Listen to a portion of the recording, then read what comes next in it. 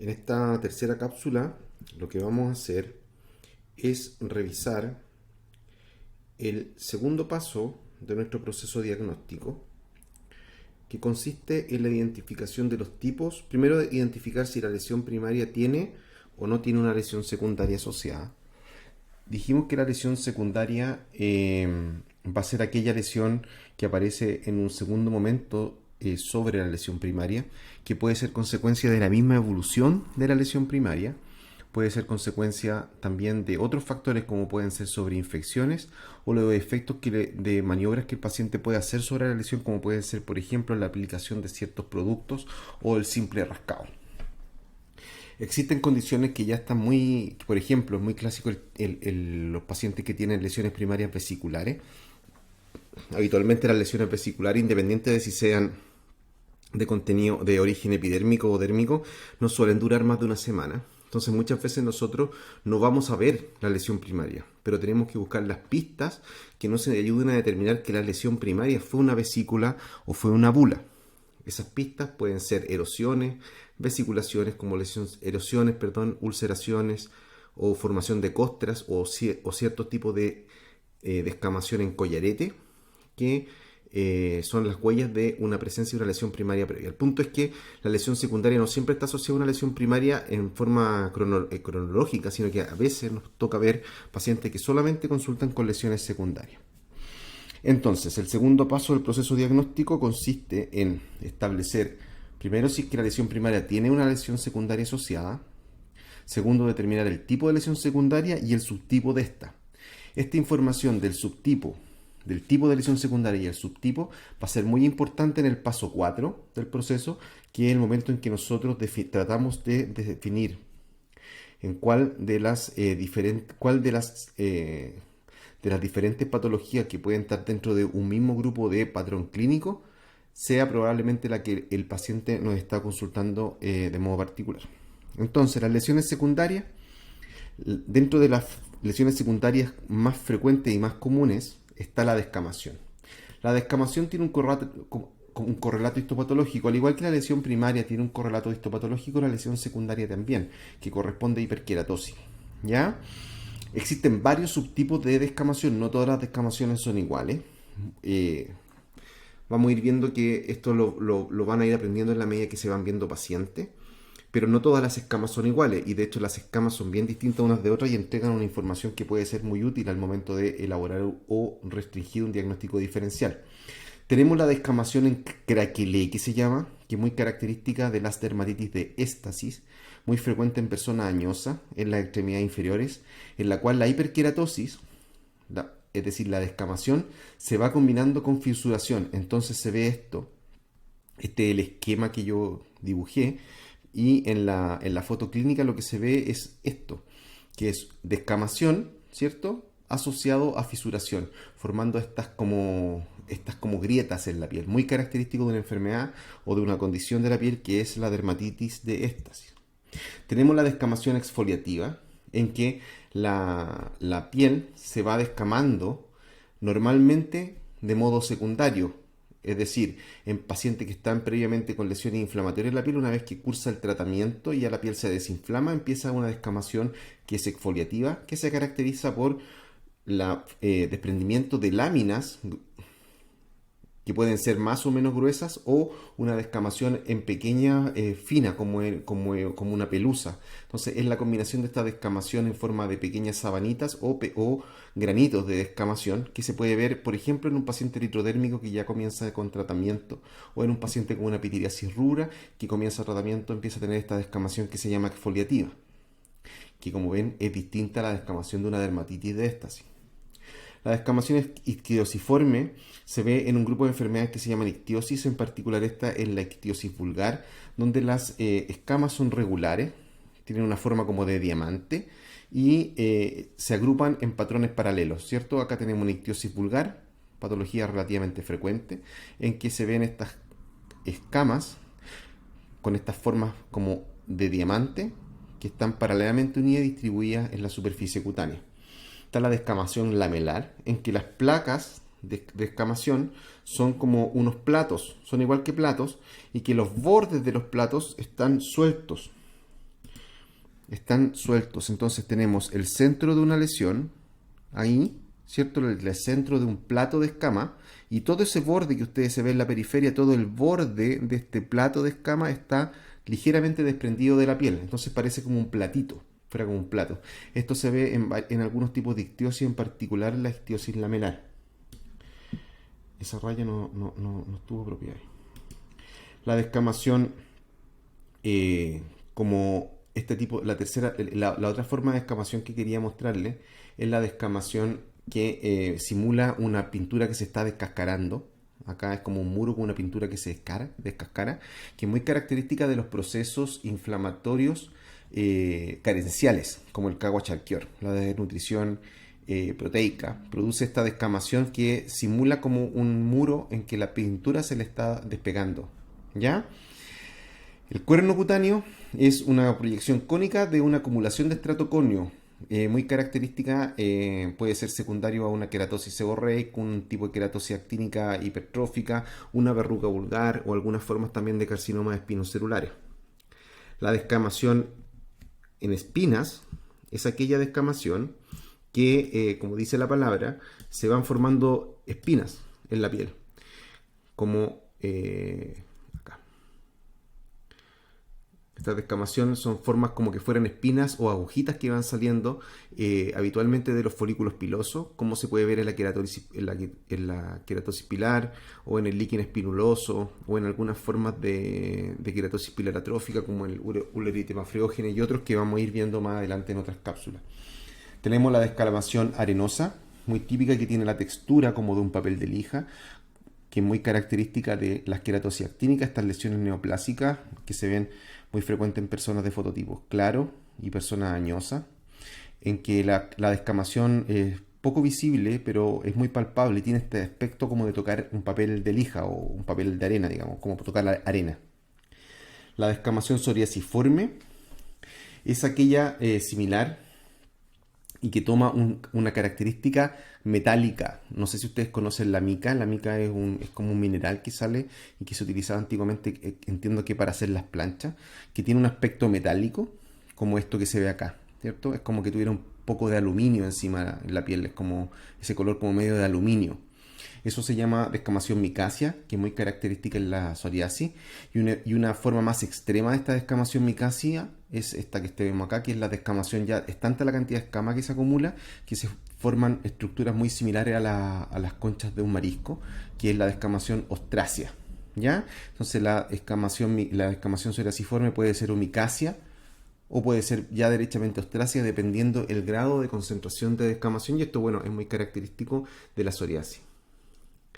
La descamación pitiriasiforme es una descamación muy finita, que simula el salvado del trigo. En el supermercado venden salvado de trigo, véanlo alguna vez cuando pasen por el pasillo del supermercado, se van a dar cuenta, y eso es la descamación pitiriasiforme, que es una descamación como un polvillo muy finito, muy característico de varias enfermedades cutáneas y que puede tomar, aparte de esta característica pitiriasiforme, que se ve en enfermedades como las pitiriasis, ¿cierto? Pitiriasis rosada, pitiriasis versicolor, pitiriasis rubra, etc. También puede tener una distribución dentro de la placa o dentro de la lesión primaria. Me explico de nuevo. La descamación pitiriasiforme se puede distribuir en relación a la lesión primaria de dos formas también. Se puede distribuir de una forma que se llama ingress trailing, que es una escama que se va quedando como atrás del borde de la lesión primaria. Voy a hacer Acá se ve la lesión primaria, ¿cierto? Tenemos la lesión primaria, este es el borde de la lesión primaria y la descamación se va quedando atrás.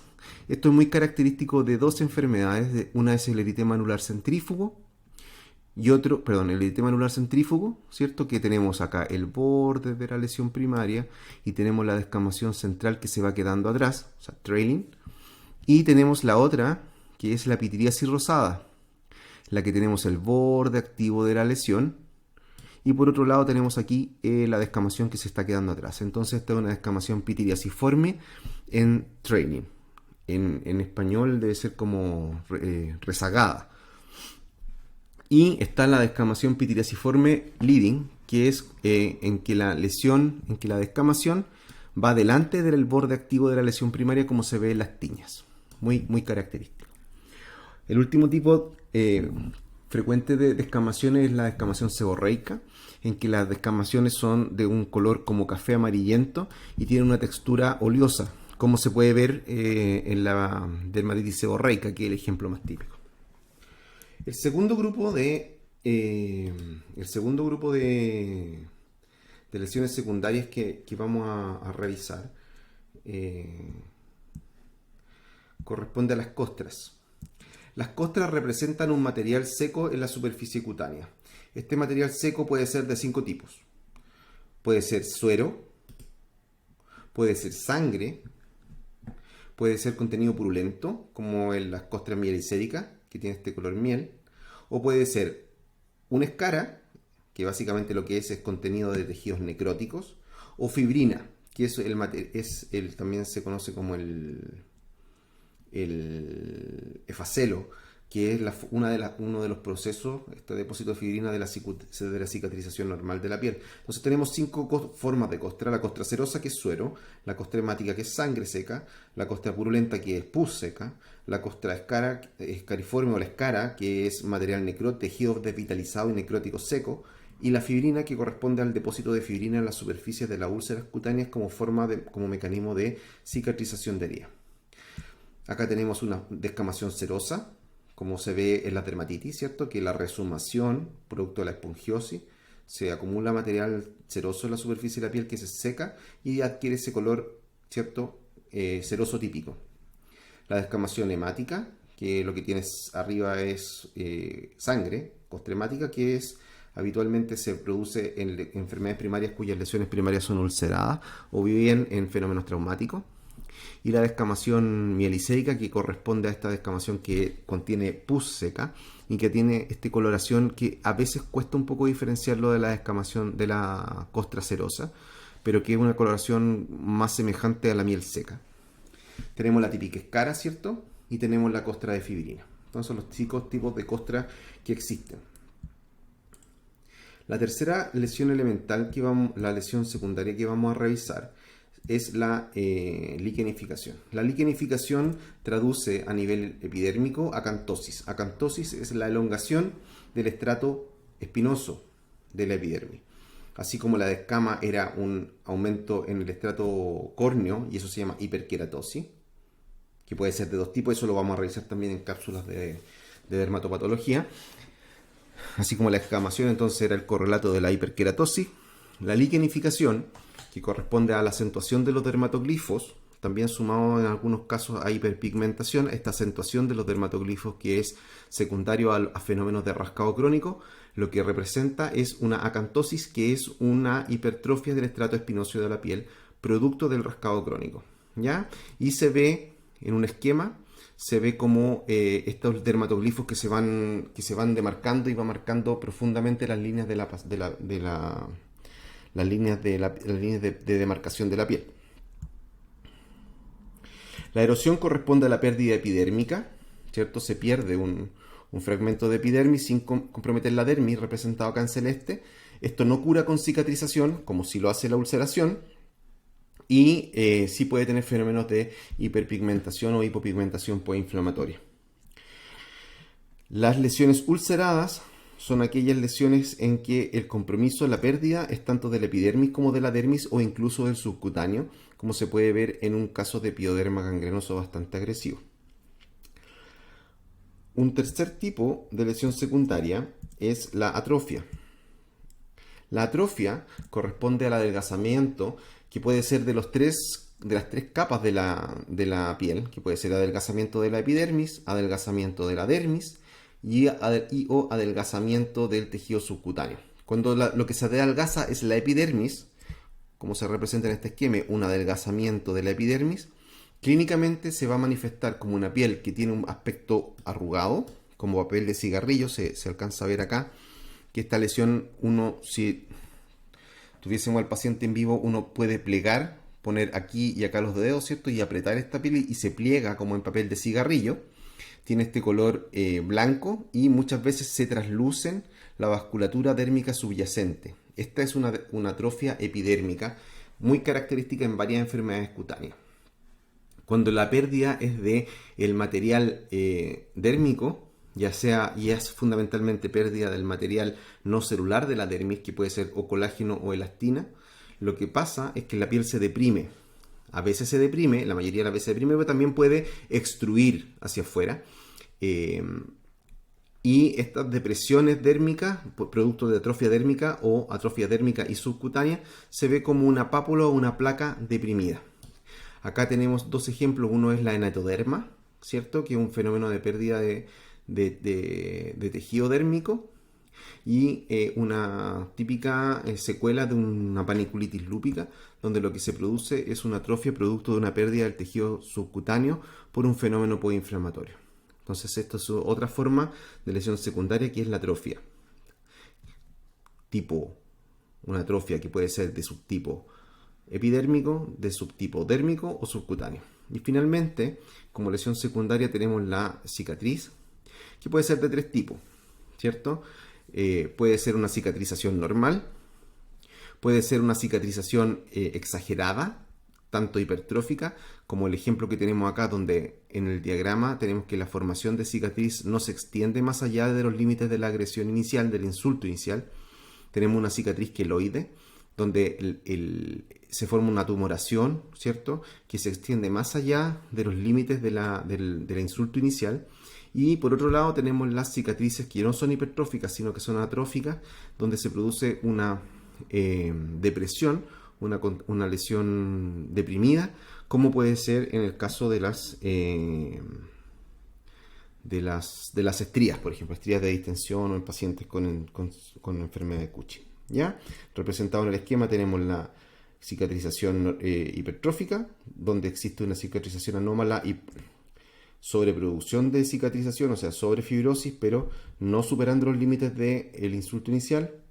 La herida queloidea, que sobrepasa los límites del insulto inicial, y tenemos una cicatrización atrófica, como el caso de las estrías. Entonces, quiero volver un poco al origen de nuestro proceso diagnóstico.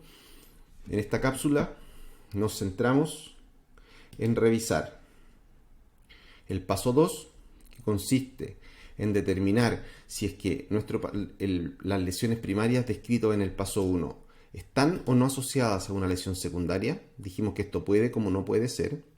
O sea, puede ser que la lesión primaria esté o no asociada a lesión secundaria. También revisamos que existen algunos escenarios donde no está presente ya la lesión primaria porque se desapareció, y lo que nosotros tenemos que valorar y sacar pistas diagnósticas es de la descamación. O sea, es de la lesión secundaria, que puede ser más frecuentemente o descamación o costra, las formas de estas costras, y también algunos fenómenos erosivos o ulcerativos. Entonces, en este paso 2 definimos si es que existe lesión secundaria, y de existir lesión secundaria tenemos que determinar, por un lado, el tipo de lesión secundaria, y ahí cuando hablamos de tipo de lesión secundaria, costras, escamas, úlceras, etc. Y de los subtipos, o sea, si tenemos escamas, ¿qué tipo de escama tenemos? Tenemos una descamación arenosa, tenemos una descamación pitiriasiforme, una descamación micácea, etc. Y eso nos va a permitir poder acotar los diagnósticos diferenciales en el paso 3, que es lo que vamos a realizar en una próxima cápsula, donde vamos a hacer la sumatoria de la lesión primaria y la lesión secundaria para asignar el cuadro del paciente a uno de estos 5 tipos de patrones clínicos. Y para lo cual, en el fondo, tanto la buena descripción de la lesión primaria como de la lesión secundaria va a ser fundamental para llegar a buen puerto con esta tercera etapa, que es clasificar el cuadro del paciente dentro de un patrón clínico.